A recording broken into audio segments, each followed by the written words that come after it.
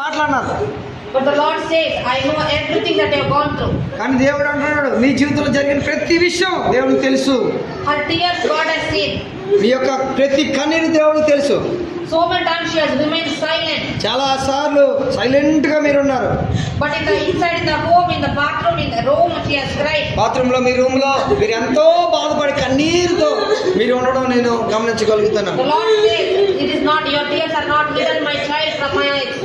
ఆత్మ చెప్తుంది, నువ్వు కాల్చిన కన్నీరు నాకేం కూడా నాకు కనబడకుండా లేదు, నాకు కనబడుతుంది అని దేవుడు చెప్తున్నాడు. It might be hidden to men's eye.